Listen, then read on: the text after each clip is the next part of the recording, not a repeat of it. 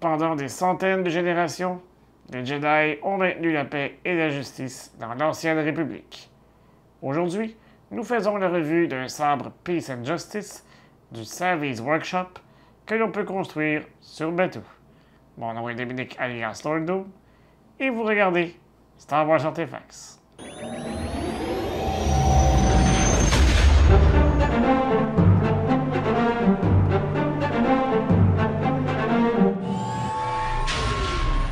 Pour ceux qui ne sont pas familiers avec cette expérience, ce type de sabre peut être uniquement construit au Savvy's Workshop situé au Black Spire Outpost sur bateau ou, si vous préférez, dans les deux parcs Galaxy's Edge.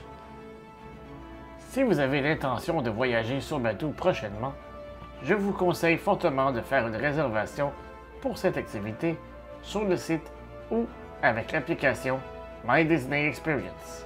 En cas d'oubli, vous pouvez quand même tenter votre chance sur place, mais il est possible que l'activité soit complète.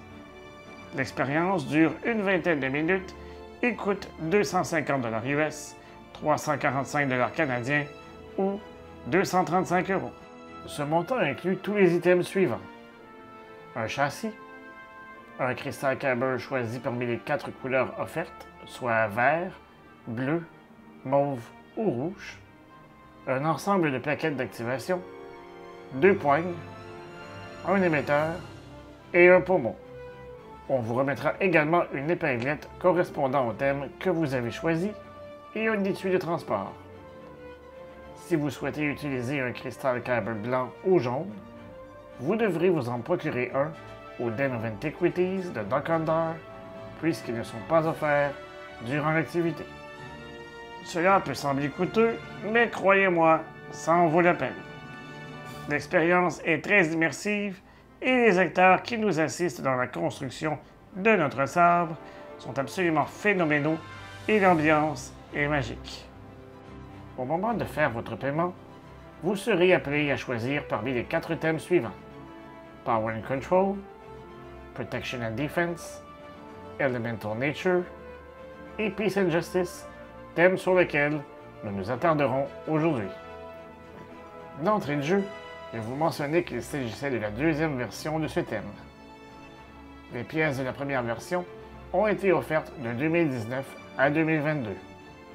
Puis, en 2023, elles ont toutes été remplacées par les nouvelles.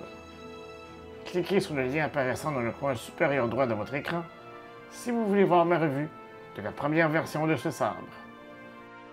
Comme pour tous les sabres du Savvy's Workshop, vous devez choisir un émetteur, un ensemble de plaquettes d'activation et un pommeau parmi les 2 qui sont offerts.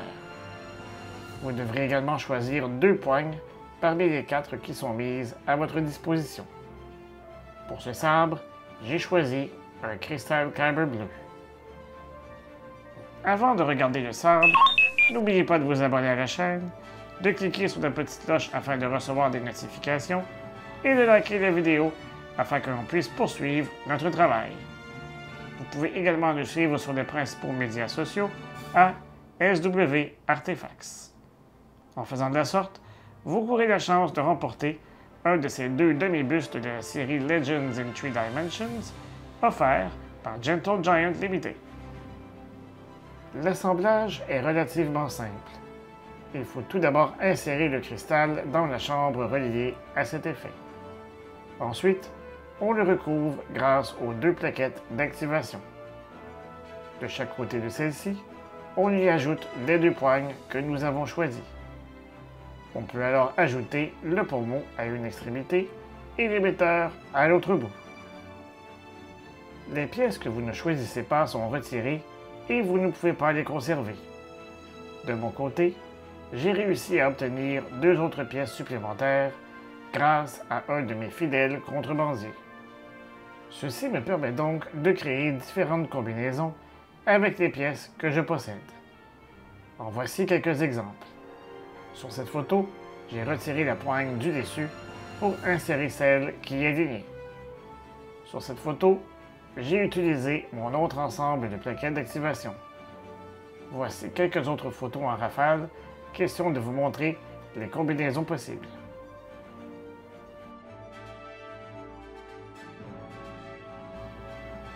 Lors de mon voyage sur bateau, je me suis également procuré ce beau petit connecteur qui me permet d'assembler deux sabres ensemble. Le voici connecté avec la version 1. Une fois allumé, la couleur de la lame correspond à la couleur du cristal que vous avez choisi. Les sons que l'on entend sont également propres à la couleur du cristal situé à l'intérieur du sabre. Question d'exposer mon sabre avec style, j'ai demandé à mon ami Ryan de me fabriquer un support sur mesure avec mes directives. Au centre, on y retrouve le logo du thème Peace and Justice, qui constitue un rappel du bouton d'activation et de l'épinglette. Je ne peux également pas terminer cette revue sans remercier mon ami Eric Smart qui a accepté de construire ce sabre pour moi. Et vous, que pensez-vous des sabres du Savvy's Workshop? Quel thème choisiriez-vous si vous aviez l'opportunité d'en construire un? Dites-le moi dans les commentaires. Si vous avez passé un bon moment en notre compagnie, vous pouvez peut-être nous offrir un merci ou super thanks afin de nous aider à vous présenter régulièrement du nouveau contenu. On se revoit prochainement pour une autre revue et d'ici là, je vous dis à bientôt et que la force soit avec vous à tout jamais.